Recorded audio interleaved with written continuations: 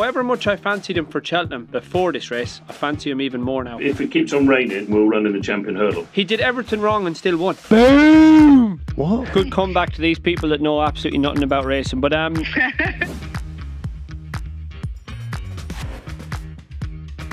So what are we going to say at the top then? Because we're not talking about the holiday, we're just talking about... You were riding out in the rain? no, we're talking about talking about you being late.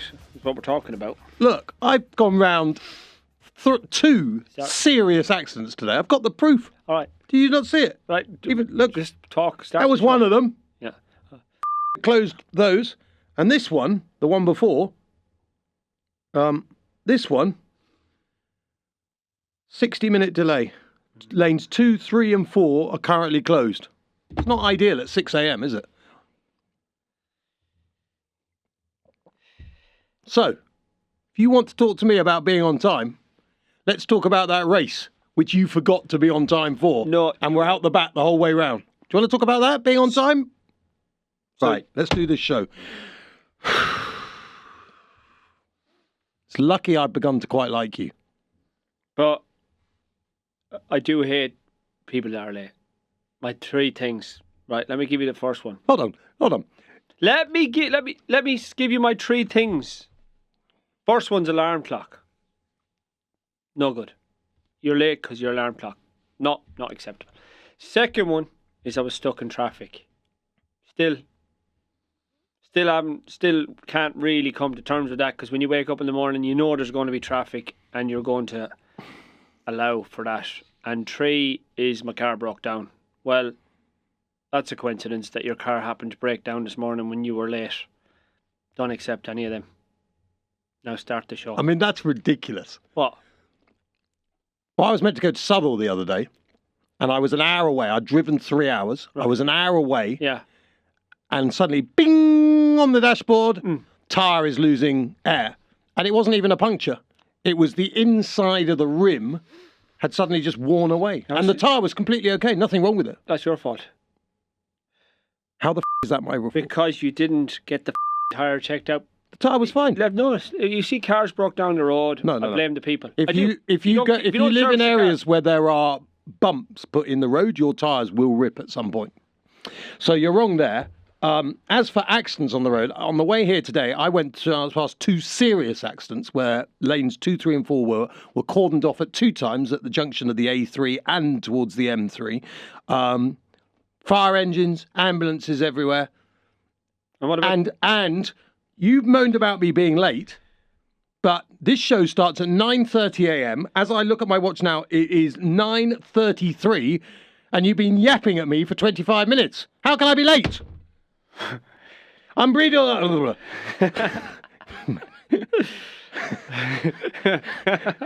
Unbridled.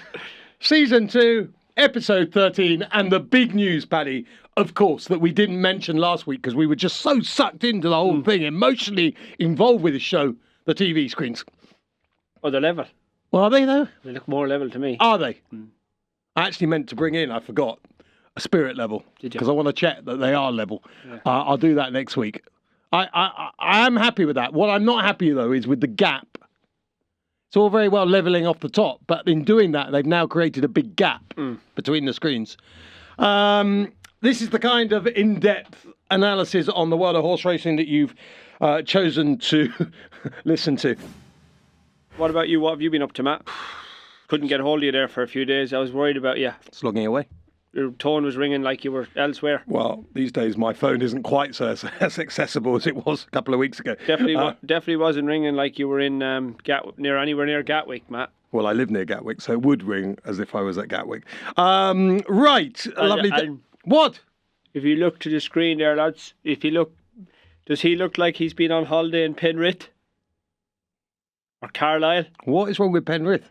What have you got against the people of Penrith? Or Kelso? I don't think you'd be welcome. I'm just trying to give you a holiday's destination. It hasn't stopped raining in this country, and unless you've been lying in a sunbed, your face has gone brown. Well, everyone's always telling me I'm lying on a sunbed every day. Every day of my life I'm on a sunbed. I know, but when you had a big day at Kelso. When your phone is ringing in a foreign country and you come back brown. Now, I know I'm thick, and I know I'm Irish, but if you add them 2 up, it means you're abroad. Competition time. Should we move on? I think we should. No. not had one missed call from you over the last week. Not one. No. Not one missed call. It's 'cause your phone That's would how ring. much you care. Not at all. How are you, Matt? How are things going? I know it's not always been easy for you. No, not one from you. You can do the phone search things. I was trying to track you down, man. Even I was Ushin worried called about from you. Brazil. Did he? Right. For your chance to win an Unbridled cap, comment who you think will win at Ascot this weekend. Where? There it is. What do you reckon, that one? Unbridled cap. Oh, that wasn't ideal. There we go. So that's in the comments below on the YouTube page, ideally. Who will win at Ascot this weekend? If you put in John Bon or Pic D'Orhy, you've probably got a very good chance of winning the Ascot Chase. Shall we give our... because we're in association. It says it here. In association with BoyleSports.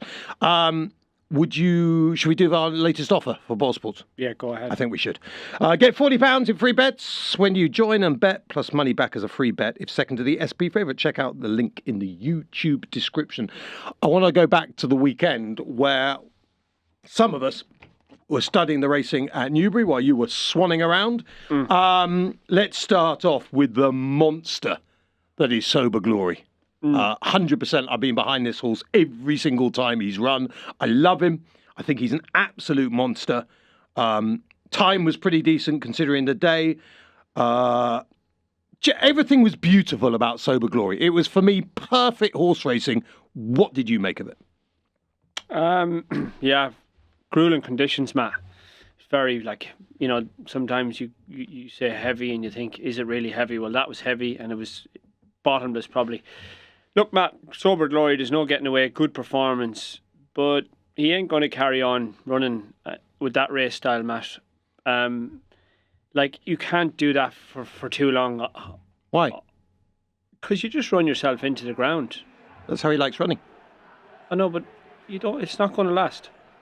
And he turned down the back. And honestly, Harry Cobden, beautiful set of hands. Horse is really relaxed for him. Those hands on Cobden. Lovely hands. Not only his hands, of course, with Cobden that are beautiful. And he didn't make any sudden. And next thing, took off. Matt, if you're a jockey or a trainer, and there's one horse you want to run in the Turners or the Supreme, and that's Sober Glory. If you fancy your horse in one of them races, you're going home every night or you're waking up every morning saying, I hope Sober Glory runs in that race because you know you're guaranteed pace. Now, you might think he's good enough to stay there. I'm not so sure. But it's a dilemma, isn't it? Because his only defeat came at Sandown where they changed tactics and he was held up. Does that not tell its own story? Well, it tells the story that he likes to dominate. I know, but Matt, you can't dominate forever. And, you can sit there and you can put it out there to our followers that you think he'll jump off in front and he'll stay in front. When you got the talent that's going to turn up at Cheltenham behind him, he'll take him probably to the second last, maybe a bit further than that. It's from there home up that hill, Matt. Not so sure. Okay. He is a machine, though, isn't he? If he jumps fences like he jumps hurdles... We're not talking about fences, are we? No, but if he does one day, he's going to be a monster horse. Yeah, fences it could help him, and maybe he won't have to keep going off in front over fences, but he'll need that, Matt, sooner rather than later, because when you go out to the sword like that in front, you have a hard time. Mightn't look so hard, but it is. Been there, experienced it in riding horses, and yeah, it's good at the time, but I'm not sure how long it lasts. I love Sober Glory. I think you're being mean about the horse. I think you're giving the horse lack of respect. Do you think he's got a chance at Cheltenham? Not against Old Park Star.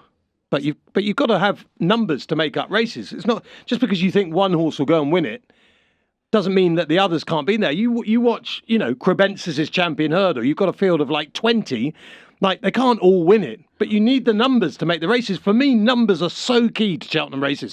I want 20 in the Gold Cup. I want 20 in the Champion Chase. I know some of them can't win it, but you need those numbers for me. Okay. Do you not agree? You'd rather have a field of 4? No, I definitely agree about numbers, but the Supreme, for example, that ain't going to have numbers whether Sober Glory runs in it or not. We have 10 runners. Because Old Park Star is probably going to be very hard to beat.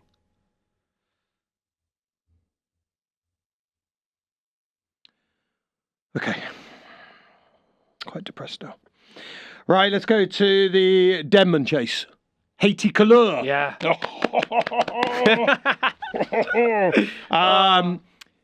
He's interesting. His Irish Grand National success was beautiful. Yeah, Matt, you sit there and you think of what he's done. Incredible, really, isn't it? Irish National, Welsh National, Denman Chase. It was synchronised. He would have had a sort of similar kind of road, wouldn't he? Master Welsh Oats, National, something like that. Master Oats. He's not out of it. Sean Bowen knows him.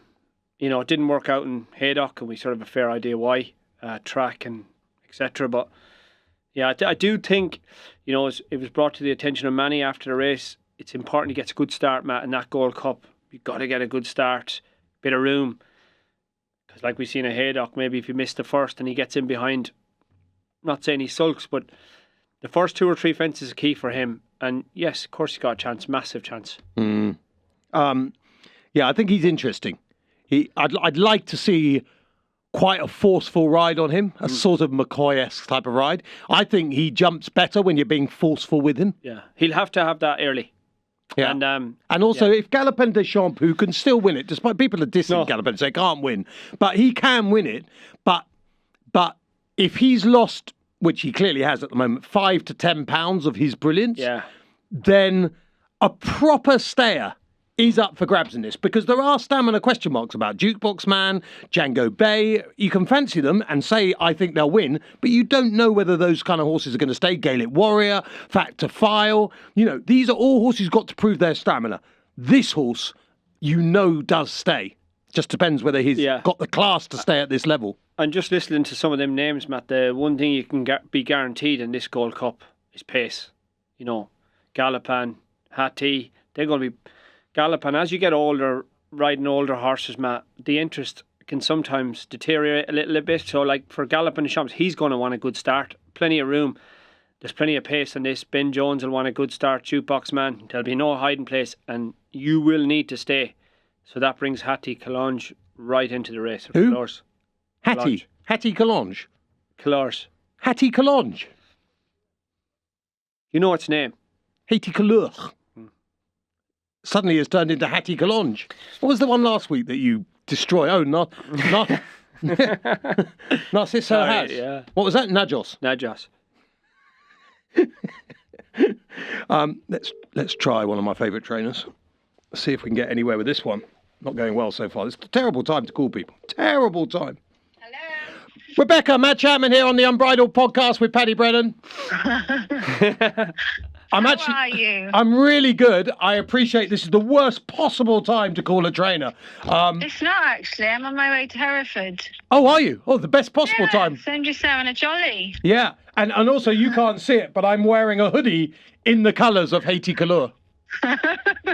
Or, as Paddy's just called the horse... I can actually believe that. No, it's true. Trust me, I'll send you a little picture, not of me, because I don't want you getting too excited, but just of the hoodie. But although Paddy's just called it Hattie Collonge. Sorry, brother. Sorry, Rebecca. So we just wanted to quickly catch up with you. How's he come out of Newbury? Are you happy? Yeah, he's come out the race really, really well. I was surprised how fresh he was actually after he's ate everything up that night and straight to his breakfast. I think really he didn't do too much the most of the way round, and he's quickened up the straight. So I feel he didn't have an overly hard race. And it's funny how life works out, but with the benefit of hindsight, not going to Ireland and doing that race, ultimately it seems like it's been the perfect road to Cheltenham.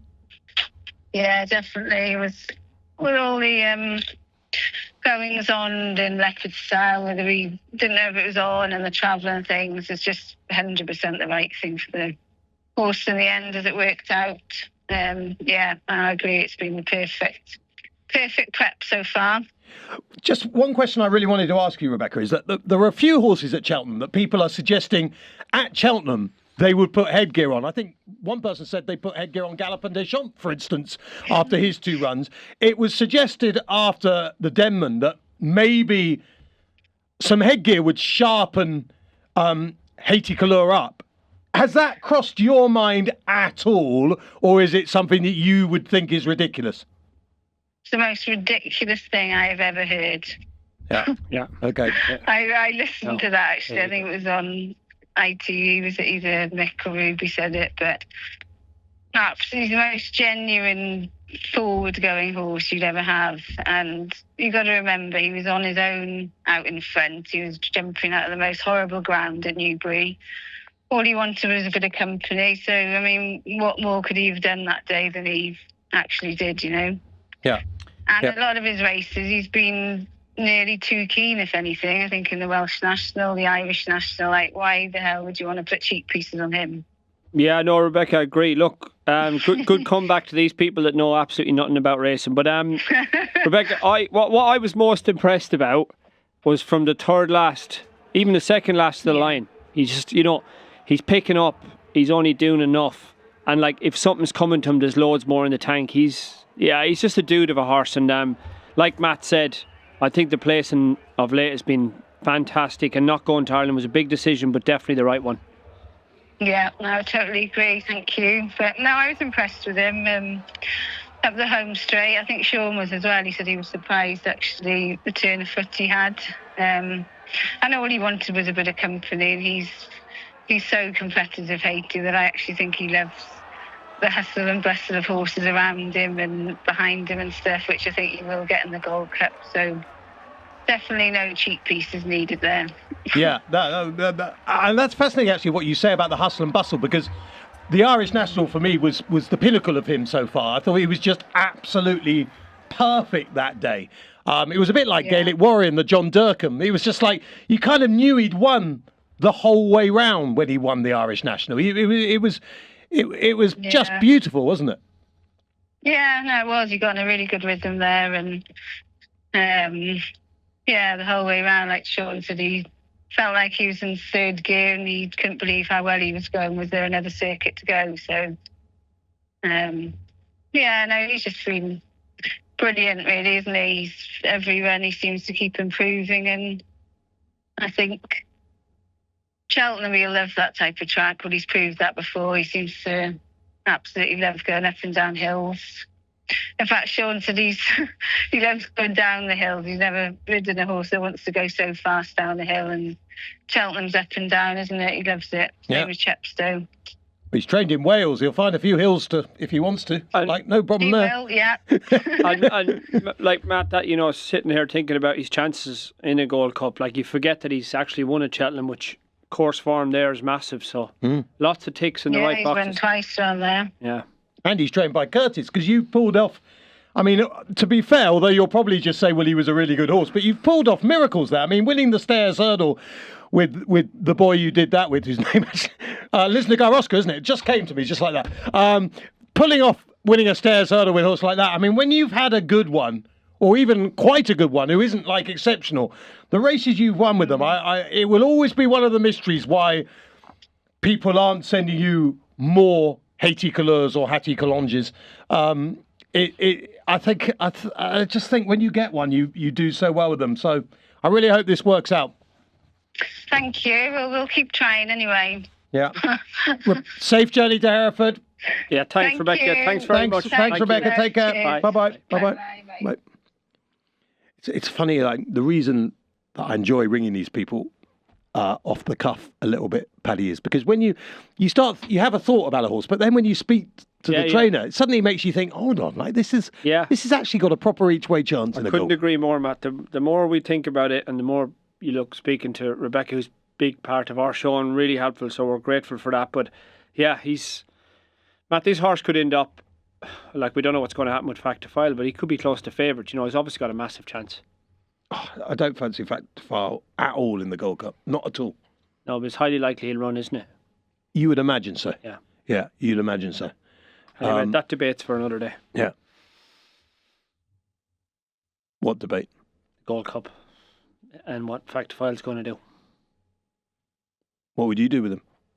Oh, I'd run him in the Gold Cup, Matt. It's only one Gold Cup, and Mark Walsh, hard to think he could win back-to-back Gold Cups, isn't it? And then walk out of the shop with empty bags. But there you go. Next question. Lulamba won the Game Spirit. Now, okay, so after you've done a podcast like this for 2 seasons and 13 episodes, people begin to know people you like, people you don't like. They'll know people I like, people I, not so keen on. I saw in some quarters, on one or two other podcasts actually, that Nico got some stick here for putting him in the position that he did.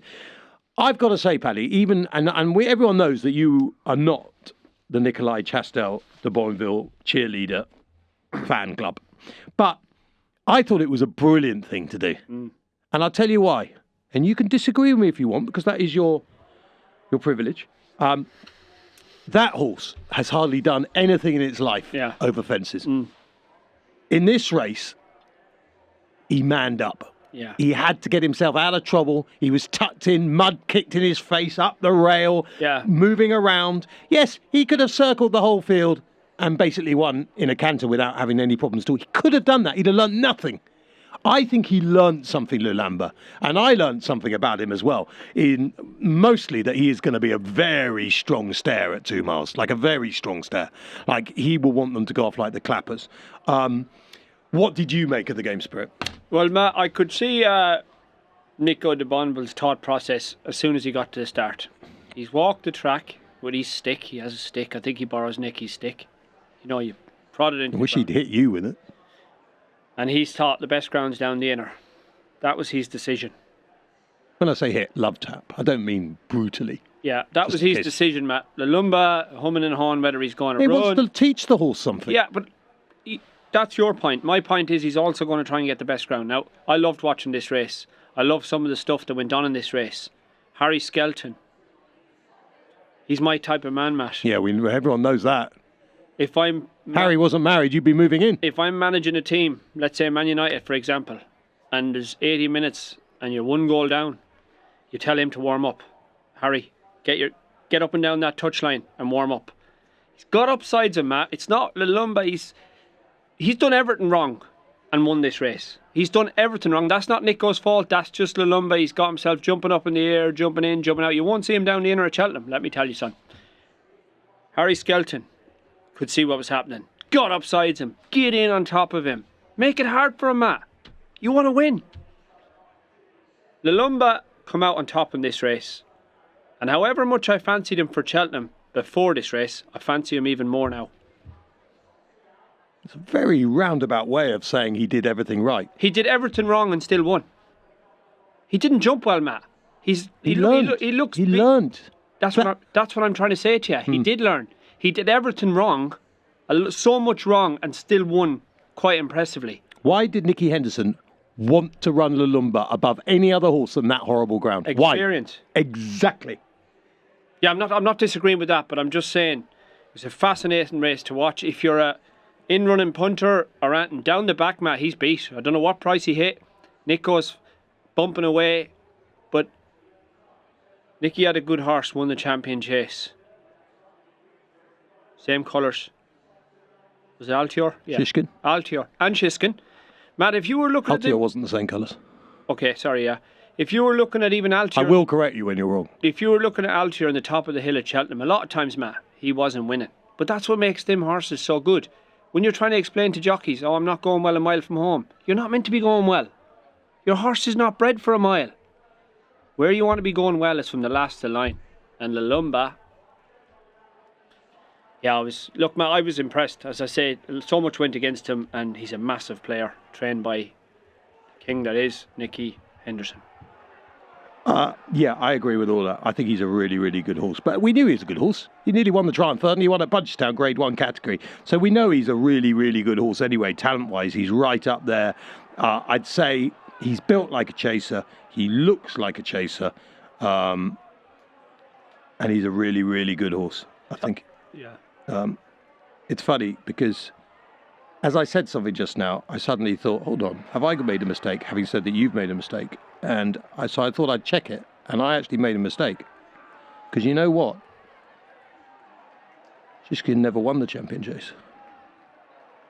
And I suddenly thought, as I said it, hold on, did Chiskin actually win the Champion Chase? Right. So you could have caught me out there. As it happens, I have caught myself out because then you get comments underneath. And I did make I think I made a mistake last week. When we make mistakes, God, do the people let us know. Hey, Matt, life's all about mistakes. We all make mistakes. We're allowed to make mistakes. Jesus, I've made some. Anyway, Altior was that type of horse. And look, Matt, as I say, plenty of times to be beat. If you were riding English Drever, for example, amazing horse, you were beat everywhere till turning in, then he took off. They're the ones you want. What did you make of the William Hill Hurdle winner, Paddy? What would you like to call it? What would I like to call what? Yeah, the horse's name. 2T. What? 2T what? What? Quad T. Oh, I'm pleased you've just if you are of a nervous nature at home watching this, that was Quanti. Did you watch this race from your sunbed, Matt? I did, yeah, and I thought it was... Let me tell you about this race. So it won't take long. Well, wasn't it just Sober Glory repeated? No. Why not? Well, you can say that. Matt. Well, it was. You've never seen anything like this race. I don't know if you watched it. It was a bad renewal. Let me speak. You have one hurl to jump in the 2 mile start at Newbury, Matt. One hurl. Just one. And they jump off and they come up by the stands. I don't know how many runners there were, lads. If you remember, let me know there. And you could have pulled over half the field up before they turned down the back, Matt. They were beat. It was just one of them races where you're watching Harry Cobden and lads jumping off, thinking, lads, you're going mad. This ground bottomless. You can't keep going. This is crazy. One horse kept going. Harry Cobden. Destroyed the field, man. It was disappointing renewal, though, wasn't it? Class-wise, it lacked the class that but this Matt, race. that ground would take any class. That would take any class out of a horse going that speed. Okay. Like they weren't just 15 runners. 15. Well, you could have had the grooms waiting at the ahead of the old walkway there to bring 8 of them back in just as soon as that. That's the fact. Obviously, Harry Cobden, and you pronounce the name better than me, but they're going on. I actually like the way you pronounce it. Just say it one more time. Chuty Conti. Who? Chuty. Chuty. But Matt, they're going on about champion hurls and stuff after this race. Matt, as I keep telling you in life, and you tell me, calm down. Just calm down. 138 champion hurl. Now I know it's a year where Constitution Hill and etc. Got the little badge on. But got the old pin. It's a long way off that just yet. But anyway, now, actually. Paul Nicholls will know a lot more about that than me. Yeah. What do you think? I'd like your opinion on that. I think it's got absolutely no chance in a champion hurdle. The thing is, though, am I brave enough to say that to Paul Nicholls? Well, I'm not. I think you are actually, yeah. Really? Because you did, yeah. You ran around. I watched you one day at Newbury chasing him around like a chicken in the parade ring every time when he was having a tough day with all his horses that he used to train winning. You keep running over to the microphone. If you weren't punched that day, Matt, I'd say you can say what you want. Was that the day when I mentioned Old Park Star? And I think Active Innocence. I don't think he left any out, to be honest, Matt. No. Anyway, I respect you for that. That's what makes you a good presenter. Well, maybe it's time to ask Paul about that. I wonder if he thought you were a good jockey. No, I didn't. Do you like? Would you like Paul Nicholls? Well, Paul Nicholls was my first job in racing, Matt. Bumpy, all right. Really? Oh yeah, it was bumpy, all right. What was the biggest bump? Sending a text message to him, and it was the wrong person, Matt. What did you call him?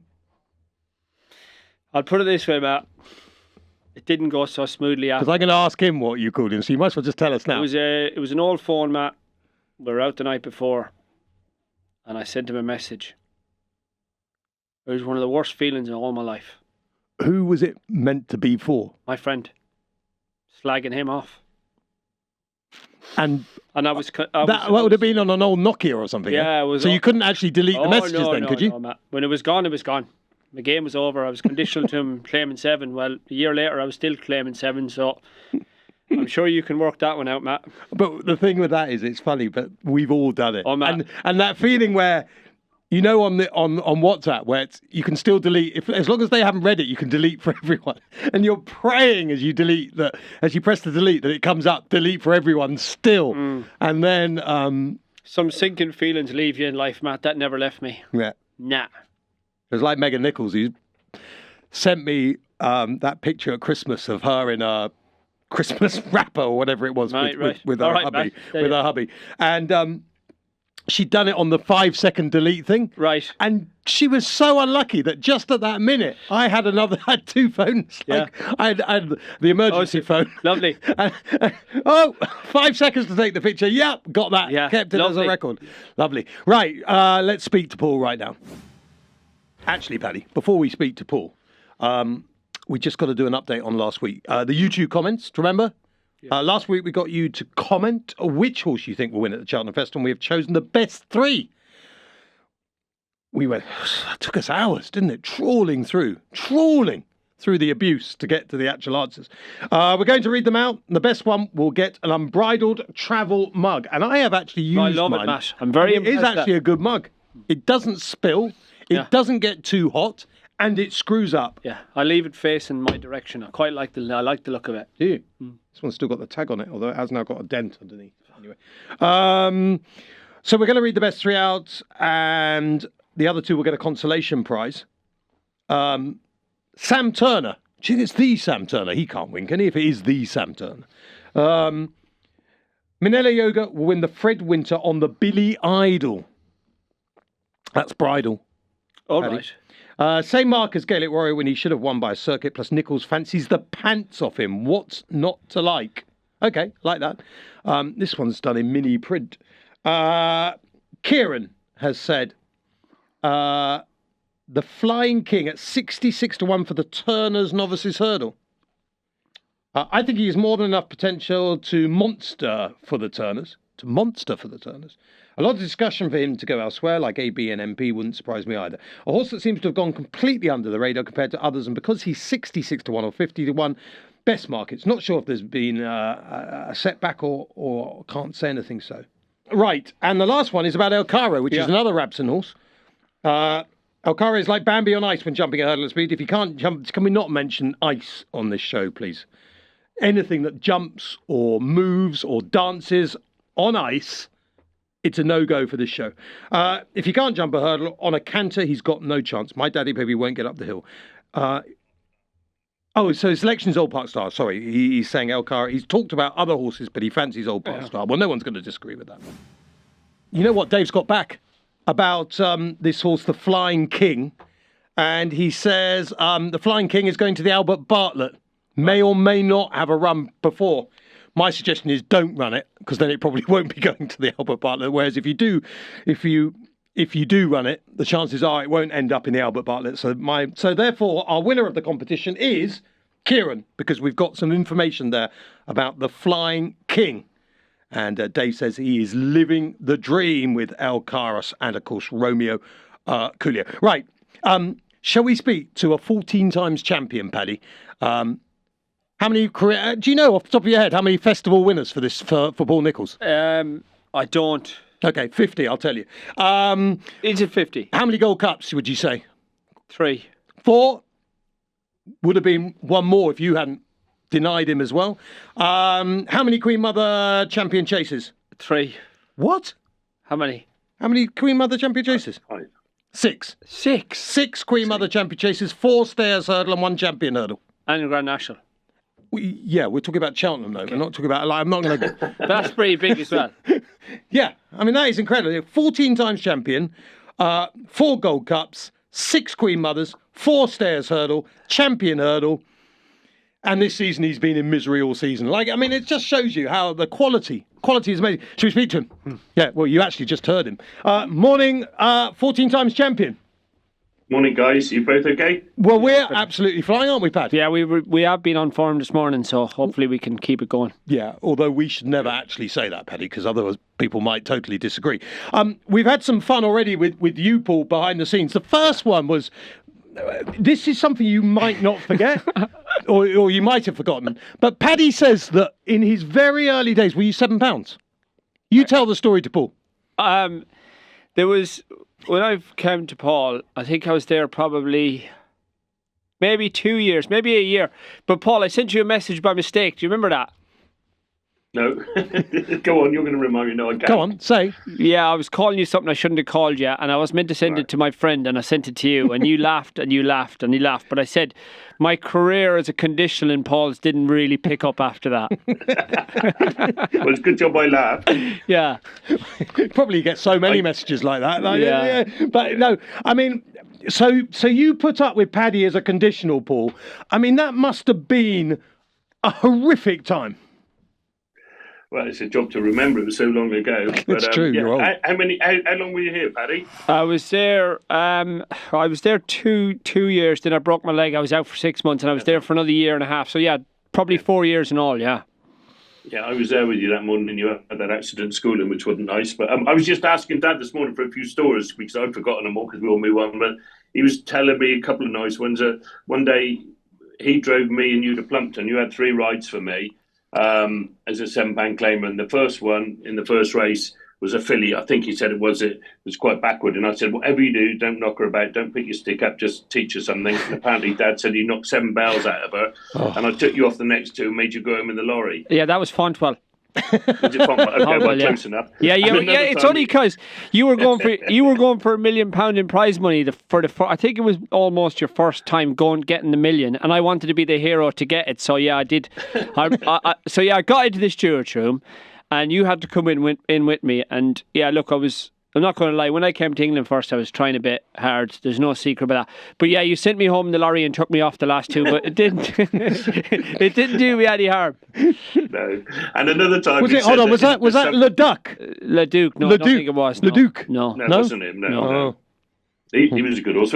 Dad was just recalling another time in the summer that the boys used to go down in the afternoons and sort of push the gallop back in and do some work on the bottom gallop when there was a river running along the side of it, a stream. And one afternoon, Dad went down and took some ice creams down for the lads that were working there. I forget who was with Paddy. I think it might have been Jack Barber or whatever else.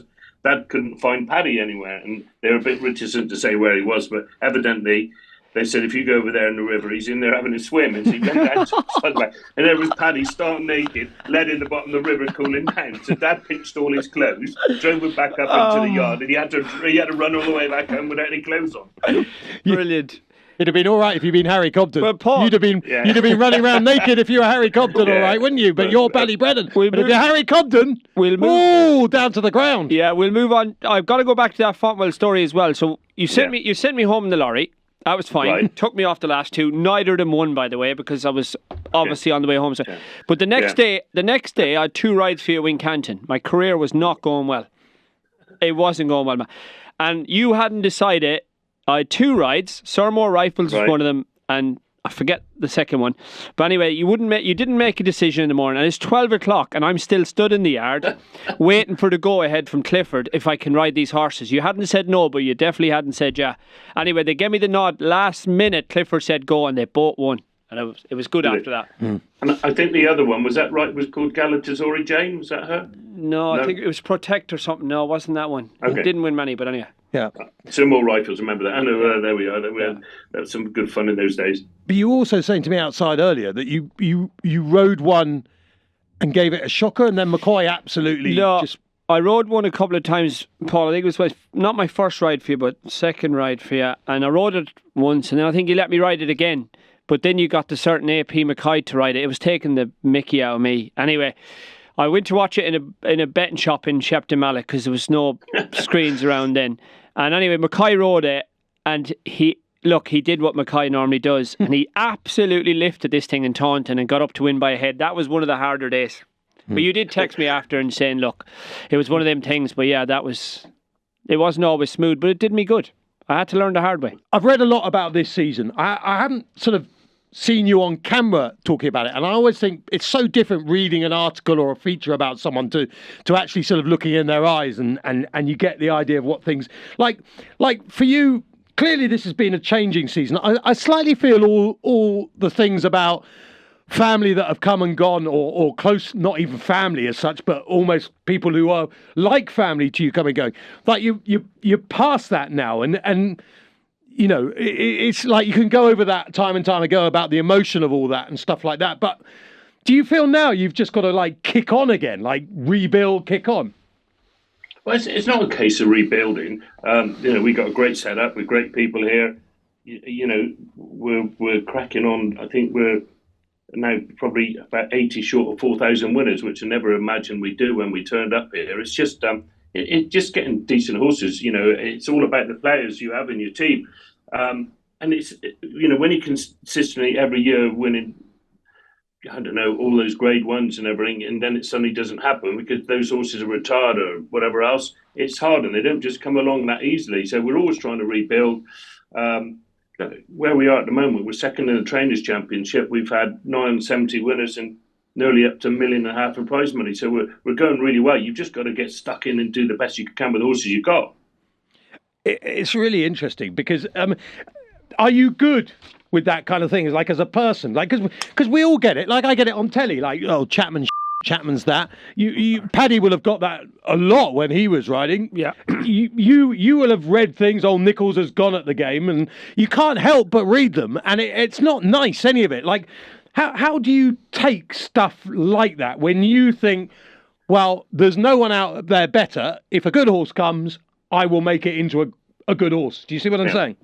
Yeah, and I actually don't think that I'm better than anybody else. That was a wrong thing to say. There's a lot of very, very good trainers, but we think we do the job with what we've got, and we always have done and always will do. But there's the social media these days, and the criticism you get and the abuse is just horrific. But you just got to smile and laugh at it and turn a blind eye to it. I used to let it worry me, but now I just smile and laugh. And it was like 2 weeks ago. I was gone, and now the next 2 weeks I'm a hero. It's just amazing how it goes. That's sport. But you have got to turn them. I mean, the abuse you get and the phone calls you get are just horrific. But you just literally got to ignore it. As a trainer, what kind of stuff do you get? Like occasionally, like you say, you've got a 1 to 2 shot that's never in the hunt and gets beat somewhere. Like, do you get? Because your mobile phone, I imagine, is fairly easily obtainable online. Yeah. Like. More often than not, you get a withheld number, ring you the minute one's gone by the line, and the abuse you get is just horrific. But I don't mind giving it to them back now. But a funny story. Once I was at Haydock and the phone went past. Somebody went by the line, it got beat, and it was a withheld number, and it rang up and started abusing me as normal. It happened about 5 times on the trot. On the 6th time, I told him exactly what I thought of him. I'd go raw, running, jump, and F off. That night, Jed said to me, "Why were you so rude to Sir Alex this afternoon?" Because Sir Alex always phones up on the withheld number. Honestly, it's horrific. Some of the things you get. But now I just don't, if I get I know exactly what's happening. If you get a withheld number, ring straight after, because they're too gutless to ring you on the number, so you can do something about it. But you just ignore it. Paddy mentioned to me that I was brave in a conversation with you at Newbury early in the season. Well, brave or brain dead, but yeah. Well, yeah, but I'll tell you, I'll go back to this now because there's a reason for doing this kind of thing. Like, and I remember, I think it was the day Act of Innocence beat Sinatra. You were in the paddock there, and I said to you, like, how's it sort of feel? But the reason you ask those questions is not to put the knife in or anything like that, or not even to be clever. The reason you do it is because, in my opinion, if I'm watching that TV screen and I'm thinking, I wonder if I'll have a horse with Nicholls, it's how Nicholls reacts to that kind of question that actually might make me think, I tell you what, that guy's still got it, the hunger and things like that. And so that's how I look at it when I say it's not about being clever, it's not about trying to put the knife in, it's about, okay, how can we show this guy's real character, how steely he is, that he's going to bounce back from whatever's happened. But just with those horses, like, I mean, I still think that Sinatra's going to be an incredible 2-mile chaser and maybe 2.5-mile chaser in time. Whatever he's doing at hurdles at the moment is almost irrelevant. And obviously, Old Park Star and Act of Innocence, that has to hurt every time those horses run, though. I mean, it must do, mustn't it? You're a competitor. Of course it does. I bought all those horses with Tom, produced them all, got them, looked after them as young horses, and was never able to do what they've done this year. Of course, it's frustrating, but you said about how much it means to you. You saw pretty well. I answered that question when Manila Yoga beat Act of Innocence at Newbury. You're bound to. And again, last week we talked to the man beat King's Champion, another one which I bought. Of course, it gives you an amount of pleasure when you do that, but it's not an aggressive pleasure. It's just the way you feel. You're competitive. I mean, of course, nobody likes losing horses, but to lose those good horses that I had that I bought with with Tom and I'd looked after and nurtured and taught them to jump and do everything else, and someone else to get the benefit, of course it hurts. But look, we all move on from that now, and we just got to, we've been building up again. We'll buy some more nice young horses. We've got some lovely young horses, and we'll just crack on. Yeah, it's funny, just because we will move on, because when Paul says we'll move on from that now, he basically is saying you two move on now. But just the final thing I want to say on this, Paddy, is, and I'm interested in your opinion here, is that just there were one or two people who thought that Paul shouldn't have reacted like that day at Newbury when Manila won. Why not? Well, that's exactly, I thought it was brilliant. Like, if you have a football player in your team and that football player moves to another team, and then you play that team, and then the guy misses a penalty, you absolutely cheer it from the sidelines. Yeah. And it's competitive sport. It doesn't mean you're not, you don't like the owners even. No. It's nothing to do with that. It's about, this is a sport where winning is everything, and your horse just beats a horse you used to train. Like, of course you're going to celebrate. You're not going to stand there namby-pamby and just say, oh, well, I feel really sorry for them, but we're delighted with the victory. Are you? You'd sound like an idiot if you did. No, but I've seen similarities in myself when I used to ride. Like, people used to say to me, when I celebrate, you never, you're offending the lad in second. I never used to think like that, because it's an instant thing. When Paul beat that horse at Newbury, you come in like, yes, he's a winner. Well done, Paul. That is it. It is. And you said it, it's competitive sport. We're not in it to be nice. And I mean, you often say, the football analogy, you see the football managers, they're all falling out with each other all the time, but they all kiss and make up and shake hands. It doesn't happen like that in racing. I sometimes wonder if we're not too nice. But at the end of the day, Gordon and Paul shook hands with me afterwards, and that day, and we all move on. But of course, I was chuffed to bits we won, and always will be. Look, if no drama this then got beat by Act of Innocence at Cheltenham, I'd probably be the first to shake Gordon Hall's hand. And if we beat him, I'll be delighted. Of course we will. That's just the way it is. Yeah, I think Paul's absolutely right. A final thing just on this, just because you mentioned that, Paul, you said we're all too nice. One of the things that people like me are accused of regularly are of being too nice. Do you think racing journos are too nice? And would you welcome us being more confrontational, or do you think it's kind of a pretty good level that we have that ability to ask questions, hopefully, when we need to, but at the end of the day, most of the time, everyone's just trying to enjoy the game? How do you see people like us? Are we just filth of the earth? Well, I won't give an honest answer really on this. It's a family programme, but no, I mean, look, to be honest with you, why does it change? It's good, it's worked well, we're all trying to promote the sport, and you guys all do a good job, and you're quite right, you can ask uncomfortable questions if you want from time to time, and you'll get a straight answer. Well, you will from me anyway, but I think you all do a good job, and it shouldn't be any different. Okay. It goes right to the top of my list now. Paul, Pic D'Orhy, speaking of trying to say it as it is, how hopeful or confident can you be that you can take down John Bond at Ascot? Well, big plus for us is he's very fresh. Put line through his last run. It was probably a bit too quick from running so well in the Charlie Hall. We didn't really have too many options of where else to go, and we knew we were taking a chance, but we freshened him up, particularly for this race, which he's won the last 2 years. It's probably not his ideal ground, but it's not ideal for John Bond as well, I suppose, over this trip. And, he did have a hard race the other day. So, we're hopeful. He worked very nicely this morning and he looks great. So we're looking forward to the challenge. I mean, he's got a rating of 162 at the moment, which I think I'm right in saying, just quickly trying to check there, means that the official handicapper thinks he's as good as ever at the age of 11. Well, I think he probably was when he ran in the Charlie Hall earlier in the season. He's been consistent over the years.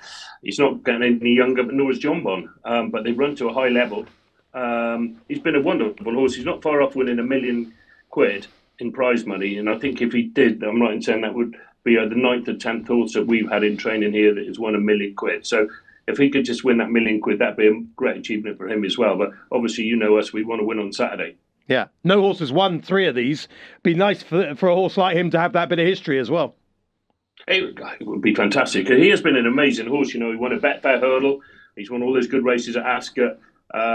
He's 11. He's sound and he's still going nicely. It will be, reflect really well on what a wonderful horse he's been. He's a classic case, Paddy, of a horse who's never really, I don't know. It is a cliche, but he hasn't had the recognition that his actual CV deserves. Do you think that's because it's sort of certain conditions that suit him, like the flat track right-handed thing?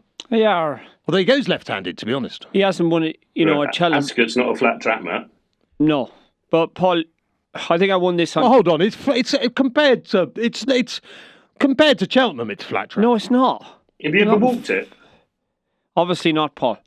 But Paul, from Swindley bottom up to the winning post is a good old stiff climb. Pic D'Orhy, he hasn't won at Cheltenham, and that's probably why he hasn't got the fame or the whatever goes with it. But Paul, we know how hard it is to get to a horse to a mark of 1.62. But I think Paul, you got a massive chance Saturday. John Bon, I know he won last time, but he beat a horse called Tisselask of Dan Skelton's that started winning off 105 or whatever it was. But if you're ever going to win another Grade 1, I know you got a grounds concern, but 28 days. I seen John Bon pull up last time. Yeah. You're 5 to 2 or 2 to 1. He's 1 to 2 on. I don't see it like that. I really don't. No. Well, obviously, I like to think that as well. The great thing is with Fresh, he has won on very, very testing ground at Kempton, albeit it's a slightly different track to Kempton. It's a lot stiffer, but he does like Ascot. He does seem to like going right-handed, although he did win a Grade 1 at Aintree. And we're looking forward to the challenge. It's going to be a good race. It does look on paper like it's between those two. I did see some of it. Kingy was sort of not definitely going to run on the ground. So, bring it on. And just finally, tactics-wise, both John Bon and you technically could go out on front. I've always thought that Pic D'Orhy is happiest freewheeling, jumping for fun on the front end. Is that kind of what you feel you will do at the weekend? I'd leave that to Cobby. He knows him better than anybody. I'd be surprised if Nick would want to make the run in over that trip on testing ground. I should imagine he'd follow us, but leave that to Harry. And just on Harry, you lose him at some point, at least to a degree. He's obviously been a very special jockey in some ways for you because he's been there right from the beginning, nurtured, got the Barber link, which means he's basically close to family. Will you miss him? Yeah, of course. And, I hope we've been good for each other from when he was 16 years old. His grandmother was a barber, so he's always going to get that job with us. He's done incredibly well. The job he's been offered, he couldn't turn it down, but he's still going to come and ride out. He'll still ride plenty of winners for us and can only wish him all the best. It's a job no one could turn down. Yeah, of course, I'm not saying I was annoyed because we've got such a great relationship, but something like that was always going to happen. There was no way we could get in his way, but he's done incredibly well. I'm proud of what we've achieved, and I was proud that he was champion jockey while he was riding for us. So, it's onwards and up for him, and he'll still ride plenty of winners for us. It's funny how things come around, but he basically replaced Sam Twiston. You booked up Sam Twiston for Roubaix in the Kingwell. Now, the last time we spoke to Sammy on this show, he said he was, we were teasing him, was he going to go for a cup of tea like Davy Russell with you? But he said, no, we'll go for a beer. Have you had that beer yet? No, I think I'm cooking him supper on Friday evening. Are you? Rather than having a beer, yeah. So look out, Sammy. But I know. Do you think cook? He's coming down Friday evening. I can. Well, I used to be able to. What's your go-to dish? Beans on toast. You're a smart Prescott. Yeah. You should have him round. You'll be fine. He's going to come and we're going to have a chat over the weekend. He's riding Rebode and one other at Wincanton on the weekend, and we just we don't need to. He knows that next year there's going to be some good spare rides going, and he'd be number one choice to ride them. And so we'll sort of pick up a sort of gentleman's agreement and help each other where we can. That's how I'm seeing it. For you, because you've got other riders at the yard, do you just feel it's for those big horses that, no drama this end, obviously we'll get on to in a minute, but that's the key horse in some ways at this minute, that you want some sort of relationship with a horse like that? Well, yes, I'm going on for also like Regent Stroll, and particularly Tudi Conti next season when he's going to chase it. Caldwell Potter? Yeah, exactly. He's coming back next year, and hopefully we'll find some more. Manella Yob is going to be a nice horse for the future. And we could go on and on and on. But the thing is that Freddie Ginger basically has been riding his number 2. And he still needs plenty of Grade 1 experience. And I spoke to depth about this with Harry. And they're sometimes those young lads can be chucked in the deep end too soon, and it's almost 2 years too soon for Freddie. He just needs to get that much more experience. But a very talented jockey just needs more experience, and sometimes you do need somebody who can step in on those big days. Yeah, and do you feel Sam is better now than he was when he was with you as a jockey? I mean, he won you a Champion Chase, didn't he? Listen, he was always a very, very good jockey. He rode a lot of winners for us, Champion Chase, King George's. He's ridden the King George for us since he left. It wasn't a case, as it always gets misrepresented, that he got the sack or we were disillusioned with him. As I said before, Cobden was a barber. He got to that point that he was always going to be number one at some stage or another. And that was just how it was. And it suited the yard. And, okay, it was probably tough on Sammy, but he's done very, very well since. And he's right at the top of his game. And I'm hoping we can give him as many good winners in the future as we can. Yeah, I think he's an absolutely terrific jockey. He throws everything at the horses, power packed to the finish. You're not going to go down by a short head. If Sam can win it, he will get your horse up. Absolutely hammer it home. Probably like you in your second ride for Paul when you were claiming 7, just kept whipping. Right, Rubo then. Can you bring down the champion hurdler, Golden Ace? I mean, there's a bit of Pic D'Orhy about him. He's not as good as Pic D'Orhy, but there's a bit of him because he's just been a little legend over the years. Incredible horse, keeps on winning. The Golden Ace is not running on Saturday, so it just looks a bit of a match-up between Alexi and us now. And I'd say probably both those horses are better on better ground, so it will be an interesting race. Okay. So Potter's Charm obviously doesn't run either, Paul, if Sam's right. No. Yeah. Right. No, okay. Apparently that's going to Fontwell a week on Sunday. Okay. So that almost for Rubo is like a bit like his champion hurdle, isn't it? That's his race. That's a good prize for him. It is a good prize. He loves Wincanton, but he's won on good to soft. He's never won on heavy ground. The ground is not his best. But in this situation Saturday, where the race is and what's going to run, he's going to take his chance, and we just got to think how tactically we get the best out of him on that ground. Now, we think Henry II will go up to Haydock. He was really, sensational, I thought, at Sandown last time. And he's always had that in him. He looks like a good horse. He's built like a brick house. But really, if you didn't send Dan Skelton a couple of swear words when you saw that suddenly this Cabral de Matin was turning up, or might turn up, you cannot be happy with your former protege at the moment. And look, he's done incredibly well, because I'm proud of what he's achieved as well. He spent good 9 years here, and hopefully he learnt an awful lot. We obviously did, probably learnt too much, but he's done very well. And the Cabral de Matin, that's another horse that I bought, actually turned up here the same day as Tutti Conti. Did well with him. A shame to lose him, but these things happen. I'd be surprised if Dan ran him over 3 miles on testing ground if he got very soft. There was talk of him going to Fontwell the weekend after.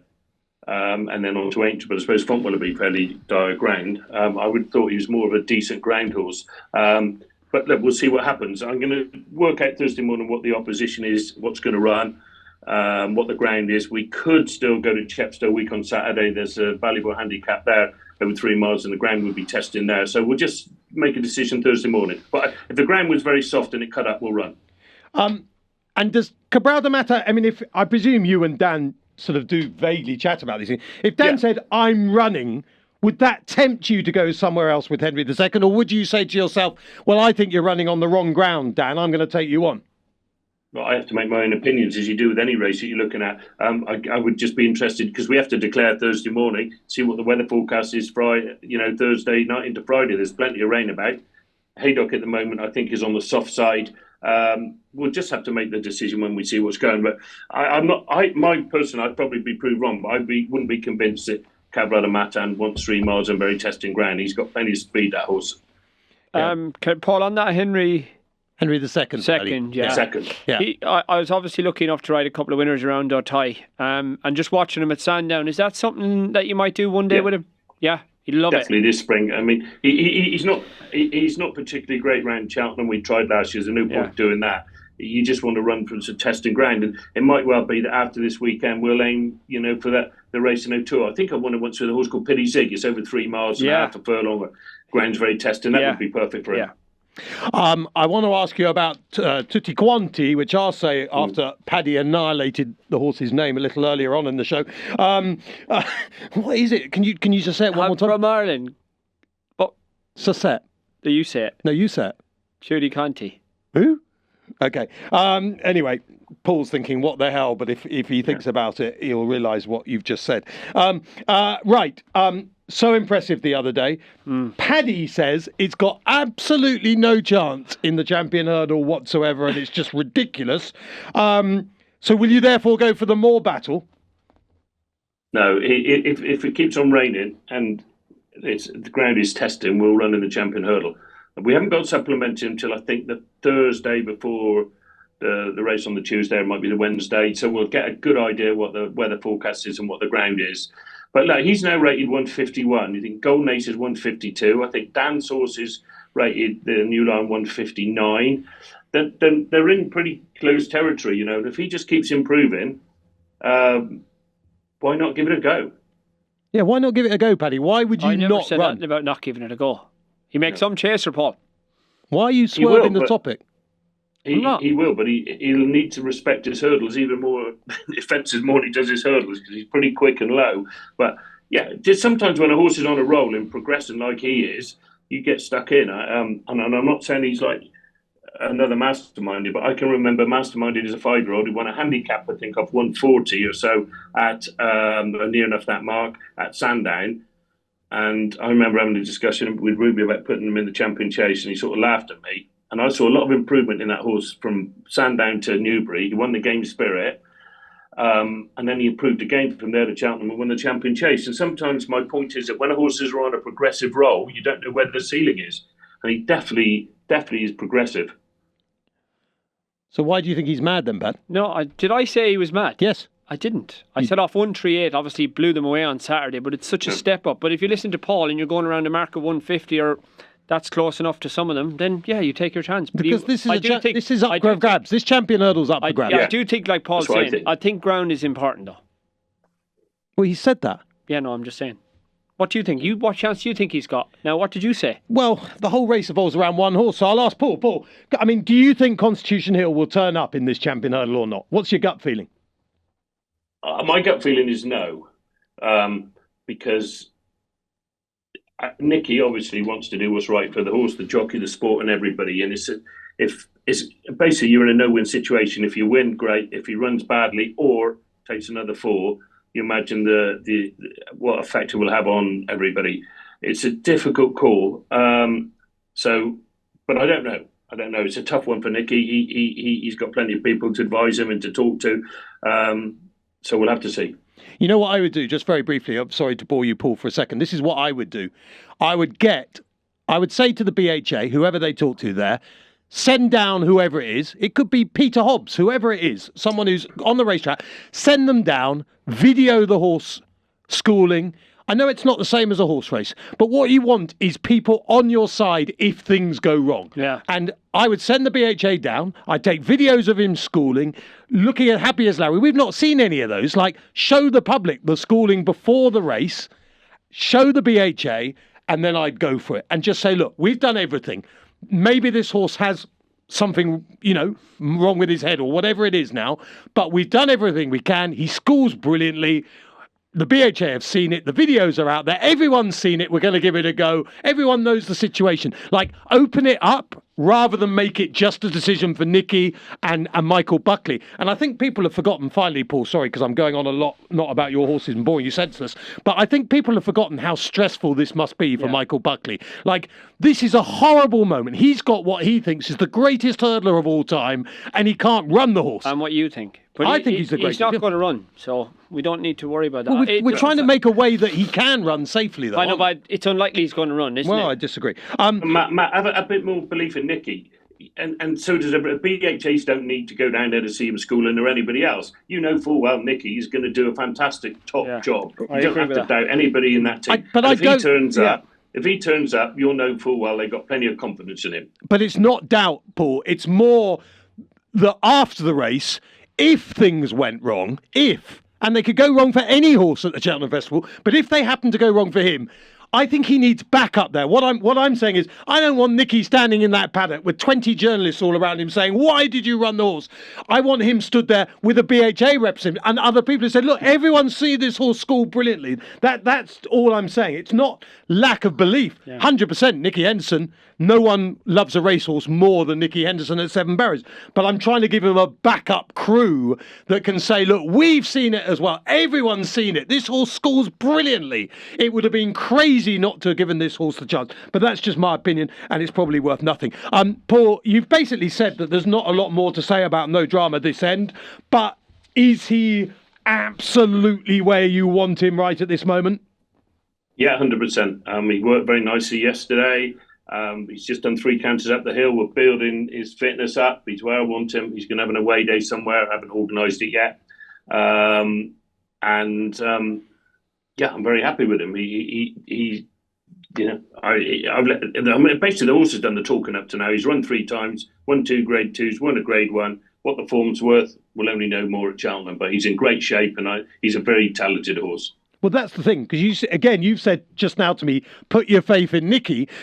You have trained some of the greatest horses ever seen in this sport. You know a good horse, obviously. Without putting the mockers on him, you believe that this guy is special, yeah? What he's done this year is special. You know, he's had those 3 runs and won them all. And I think the only time he's had a slap is when he jumped the last at Newbury, having gone round in front, which is far from ideal for him. And he quickened up really nicely, and lots of opinion. I think that was his most impressive performance, and just the style he had to do it, because he's better off in a fast run race with plenty of cover. But of course, he's smart. Look, where he'll end up in the future, who knows? But he's a very good horse. And just finally on him, Max McNeil will be stood there going, yeah, like all the way round. You know how much this means to him, how much he wants it for you. Like as a team. It might not quite be that it's Max Barber, but Max McNeil is as close almost to you as a Barber could be, that he really wants it for you, you want it for him, sort of thing. Yeah, and then Max has never had a festival winner, so it would be fantastic to achieve that for him. He's got him to go there, and going to have a horse called Quebecois to run there, who ran very well the other day. And of course, you've got the Barber family involved with him as well. Yeah. That's come from Paul's granddaughter, Ellen, who's very friendly with Ellen McNeil. They all got this together with Megan, and we put a partnership together. And it's great to have the Barber family and the McNeil family involved in a horse like this, and just carry on Paul Barber's legacy as well. You've mentioned Minella Yoga a few times. How's he getting on? Yeah, nice. He knew he had a race the other day. He had 3 quick runs. I'm just giving him a bit easy. I'm going to enter him in the Fred Winter and see what sort of race that looks. He's definitely not going to run in the Triumph for the Supreme, but he's probably next year's horse. I could see him following a little bit the Tuli Conti route, go for the Jerry Field and then end him up going for the Ladbroke Hurdle. That's the sort of horse I think he could be. And how many do you think you'll run at the festival? I'd say probably about a dozen. We're going to be selective, but if we have a dozen and some nice chances, we'll be delighted. And there seems to be a general consensus amongst trainers that perhaps the Irish aren't quite as strong for all that they're going to be very hard to beat. We know that. But do you feel as well that British-based trainers are right in the thick of it this time around? Without a shadow of doubt. There's a lot of fantastic trainers in this country who've got some really good chances. None more so than Nicky and Dan. And, I think we're in a good place. Yeah, I mean, numbers-wise, I don't think any of us are going to compete with a number that, like Willie and Gordon and some of the Irish are going to run. That's not going to happen. But, you only need one good horse to win one of those races. And so it's not really a matter of number. You want the right horses. And I think between us all, we've got some good chances. Mm. And final question, which I suppose is slightly stirring the pot.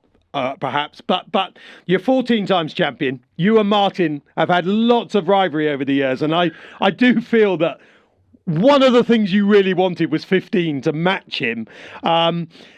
Is that a driving force still to take on the former master of Pond House? No, look, it's records are there to be broken. It doesn't matter who achieved them. We always want to try and break records, and I think it might well be hard to do that 15 to equal, and you need 16 to beat what he achieved over those years. And what a wonderful trainer he is. And we get on great. We always have a good chat now. Like when we were competing, things got a bit fraught. But as I said before, that's just, we're more like football managers than probably the people these days. But we get on good, and it's good to see him when he goes racing now. And to beat his record of 16 will be hard for anyone to do. Yeah, but 15. 50, yeah, but 14 times champion, as we said. Was it 4 Gold Cups, 6 champion chases, champion hurdles? I mean, it's incredible what's gone on, not to mention all those stairs hurdles, etc. with big bucks. I mean, just incredible. Paul, straightforward, passionate, still winning at the highest level, still out there, trying to be best of the best. I think anyone who's watched this would still feel that the fire is burning as bright as ever. And let's hope Cheltenham 2026 is really good for you. And thank you for joining us, and also for telling us a little bit about how annoying Paddy was back in the day. So really, really appreciate your time. Thanks, just in a word, outside of no drama this end, of all your runners at Cheltenham, which is the one that in the back of your mind you're really excited to run outside of the big boy? Regent Stroll In the handicap. Going to go in the Caldwell Potter race. Yeah, straight there. Yeah, and I can vouch for this because I stood next to Paul, poor chap, in the parade ring when he got beat last time. And there was no misery. There was like, that's fine. That'll do nicely. Straight to the handicap. Handicapper won't go crazy. Bang, jumping for fun. We've sorted him out. So I can vouch for that has been a long-term plan. Paul Nicholls, the 14 times champion trainer, thanks for joining us on Unbridled today. Thanks so much, My Paul. pleasure. Anytime, Thank you, guys. Cheers, Paul. Cheers. Thanks. Really good. Thanks. Really good. I thought he'd have more muck on you, though, to be honest. I thought he'd have more muck on you, because you're more annoying than he made out, honestly. He should try sitting next to you, let alone giving you a ride. But terrific. He's gonna be a force, isn't he? And I tell you, no drama this end. The place will go crazy. Yeah. If that horse does go and win.